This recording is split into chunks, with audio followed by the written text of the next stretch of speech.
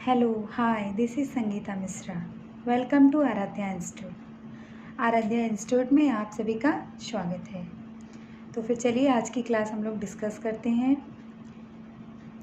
आज जो क्वेश्चन होने वाले हैं वो 10 या 11 क्वेश्चन होंगे। ओके स्टूडेंट, चलिए तो हम लोग अपना देर न करते हुए क्वेश्चन स्टार्ट करते हैं। ठीक है, मैनेजमेंट इन फैमिली लिविंग किसकी रचना है?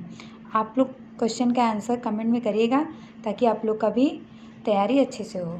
ठीक है, जितने आप लोग कमेंट में क्वेश्चन का आंसर लिखेंगे उतनी ही अच्छी आप लोग की तैयारी होगी, आप लोग को भी याद होंगे।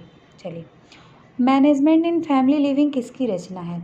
निकिलियम डार्सी की, ग्रासियम कैंडल की, प्रोफेसर स्मिथ की या गगन की? बताइए आप लोग। तो इसका आंसर होगा निकिलियम डार्सी की। मैनेजमेंट इन फैमिली लिविंग निकिलियम डार्सी की रचना है। ओके स्टूडेंट, चलिए क्वेश्चन नंबर 2, प्रबंधन की विशेषता नहीं है। आप लोग को बताना है प्रबंधन की विशेषता क्या नहीं है। कला व विज्ञान, विशिष्ट व अदृश्य कौशल, पेशा व सभी स्तरों पर आधारित, उपरोक्त में से कोई नहीं। तो आप लोग बताइए प्रबंधन की विशेषता इनमें से क्या नहीं है? तो प्रबंधन क्या है? कला और विज्ञान भी है, विशिष्ट और अदृश्य कौशल भी इसे माना जाता है, ये पेशा भी है और सभी स्तरों पे प्रबंधन लागू भी होते हैं। हमारे प्रबंधन जो होते हैं सभी स्तरों पे लागू होते हैं। तो इसका आंसर क्या हो गया? ऑप्शन नंबर डी, उपरोक्त में से कोई नहीं, क्योंकि ये विशिष्ट और अदृश्य कौशल भी है। ठीक है, और ये कला भी है और विज्ञान भी है। चलिए क्वेश्चन नंबर 3, जाते पाँव पसारिए तेते लंबी सौ कथन है, किससे संबंधित है ये कथन? आप लोग बताइए।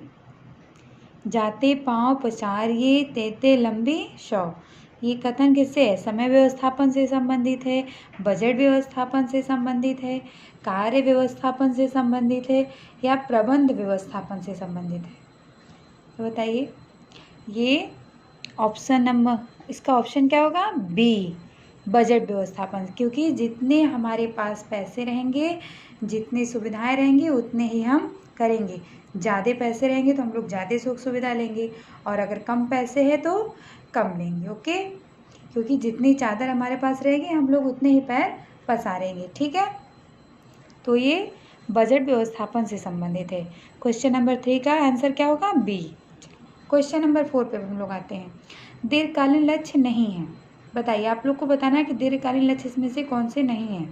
शिक्षा व ग्रहण करना, शिक्षा ग्रहण करना, मकान बनाना, वस्त्र खरीदना, संपत्ति एकत्रित करना।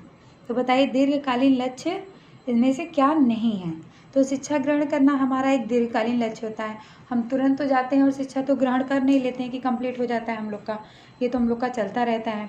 मकान बनाना ये भी दीर्घकालीन लक्ष्य है। मकान तुरंत 1-2 दिन में तो तैयार हो नहीं जाते हैं, मकान बनवाने में वर्षों लग जाते हैं। ठीक है, और उस मकान में हम लोग हमेशा रहते हैं, ये नहीं कि एक जगह से एक मकान बना उसमें रहे फिर दूसरे में, ऐसा तो होता नहीं, हम लोग उसमें स्थायी हो जाते हैं। तो ये भी दीर्घकालीन लक्ष्य होता है। और संपत्ति एकत्रित करना वो भी दीर्घकालीन लक्ष्य होता है। हम लोग संपत्ति एक एक पैसा जुटाते हैं, उसको बैंक में रखते हैं, तो वो भी दीर्घकालीन लक्ष्य होता है। और वस्त्र खरीदना ये दीर्घकालीन लक्ष्य नहीं होता है, क्योंकि हम लोग घर से मार्केट के लिए निकलते हैं, वस्त्र खरीदते हैं और लेके आते हैं, तो ये दीर्घकालीन लक्ष्य नहीं है। तो क्वेश्चन नंबर 4 का ऑप्शन क्या होगा? सी। ओके, क्वेश्चन नंबर 5 देखिए आप लोग। लक्ष्य की विशेषता नहीं है, आप लोग को बताना है लक्ष्य की विशेषता क्या नहीं है। सतत व स्वाभाविक प्रक्रिया है, समय पर आधारित है, लक्ष्य की गतिशील प्रकृति होती है, लक्ष्य हमेशा बना रहता है। तो बताइए लक्ष्य की विशेषता क्या नहीं है? लक्ष्य सतत व स्वाभाविक प्रक्रिया होती है, ये आप लोग जानते हैं। समय भी, ये लक्ष्य समय पर आधारित होते हैं। लक्ष्य की गतिशील प्रगति होती है, मतलब ये हमेशा बदलते रहते हैं। लक्ष्य हमारे एक जैसे कभी नहीं रहते, लक्ष्य हमेशा बदलते रहते हैं। जैसे एग्जाम्पल, जैसे हम लोगों ने टीजीटी का एग्ज़ाम के लिए प्रिपरेशन किया, फिर हम लोग का मन करेगा पीजीटी करें, फिर प्रोफेसर, ये ऐसे ऐसे हम लोग करेंगे ना। ये नहीं ना कि हम लोग टीजीटी करके बस उसी पे रुक जाएंगे कि चलो टीचर बन गया उसी पे रुक जाए, आगे भी मन करेगा हम लोग पीजीटी करें, प्रवक्ता बने, ऐसा होता है ना। तो इसलिए लक्ष्य हमेशा एक जैसे हमारा बना नहीं रहता। ओके स्टूडेंट, तो क्वेश्चन नंबर 5 का ऑप्शन क्या होगा? डी। चलिए क्वेश्चन नंबर 6, आधारभूत निर्णय को क्या कहते हैं, बताइए। नैतिक निर्णय, आधारभूत निर्णय, आदतन निर्णय या प्रायोगिक निर्णय।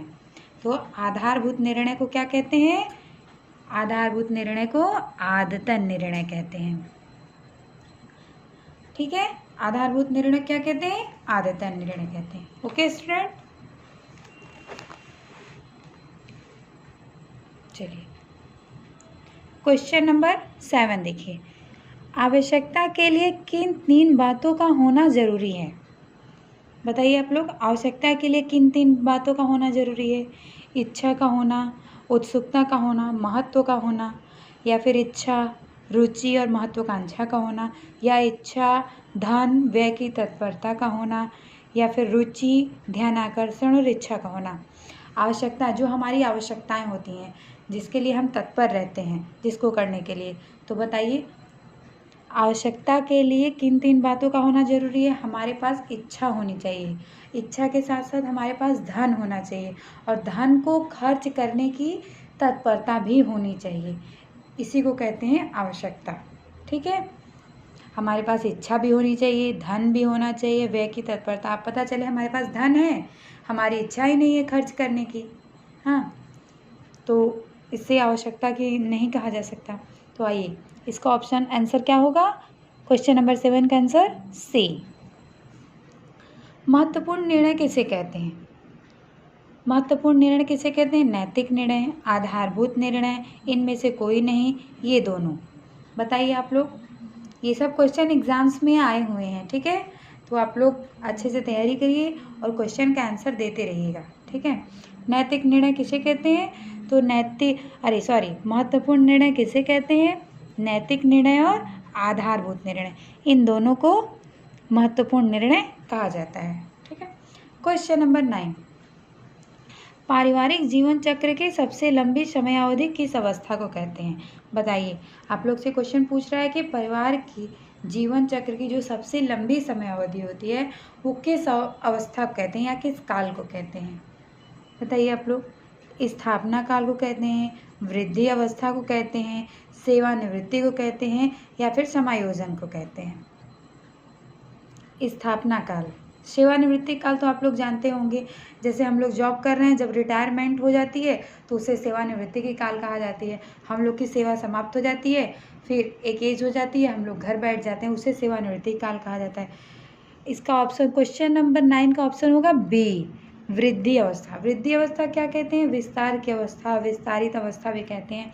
इस अवस्था में बच्चे कॉलेज पढ़ने लगते हैं, स्कूल में जाने लगते हैं, कॉलेज पढ़ने लगते हैं, तो इसलिए हमारे पास धन की भी व्यय ज़्यादा होती है, समय भी हमारे पास, समय के भी खर्च ज़्यादा हो जाते हैं, इसीलिए वृद्धि की अवस्था कहते हैं इसे। पारिवारिक जीवन चक्र की सबसे लंबी समयावधि वृद्धि की अवस्था या विस्तारित अवस्था या विस्तार की अवस्था। जो क्वेश्चन आंसर ऑप्शन में रहेगा आप लोग वो ऑप्शन लगाएंगे। ठीक है, तो ऑप्शन नंबर बी।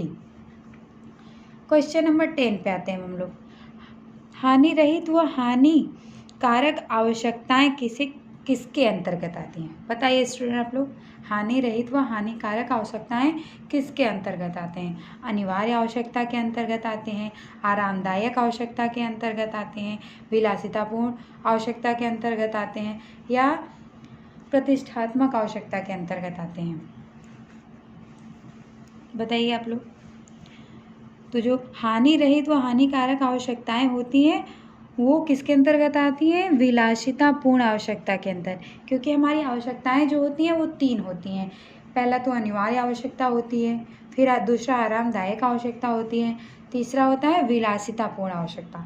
इसी विलासितापूर्ण आवश्यकता के अंतर्गत क्या आता है? हानि रहित आवश्यकताएं और हानिकारक आवश्यकताएं। आई होप आप लोग ये क्वेश्चन का आंसर समझ गए होंगे। ठीक है, आप लोग ये भी याद रखिएगा कि आवश्यकताएं कितने प्रकार की होती हैं? 3 प्रकार की होती हैं। ठीक है, जिनमें से अनिवार्य आवश्यकताएं भी होती हैं, आरामदायक आवश्यकताएं होती हैं, विलासितापूर्ण आवश्यकताएं होती हैं।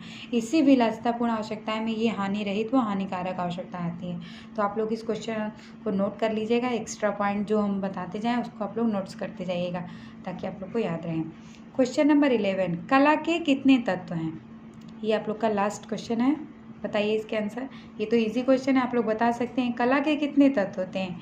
5, 9, 7 या 6? कला के 7 तत्व होते हैं। ठीक है, कला के कितने तत्व होते हैं? 7। और सातों के आप लोग नाम कमेंट में करके बताइएगा। नहीं बताएंगे तो कल हम आप लोगों को बताएंगे। और ये आप लोग के लिए आज का होमवर्क क्वेश्चन है। देखिए, प्रेशर कुकर में पानी का खौलना कितने तापक्रम पर होता है? ये आप लोग का क्वेश्चन है, होमवर्क है। आप लोग कमेंट करके हमको इस क्वेश्चन का आंसर बताएंगे। और जिसको नहीं पता होगा मैं कल आप लोग को इसका आंसर दूंगी। Okay student. और आप लोग को कोई प्रॉब्लम हो तो हमें कमेंट करके ज़रूर बताइएगा। और आप लोग को कैसे कैसे क्वेश्चन चाहिए ये कमेंट में ज़रूर बताइएगा। Okay, bye, take care.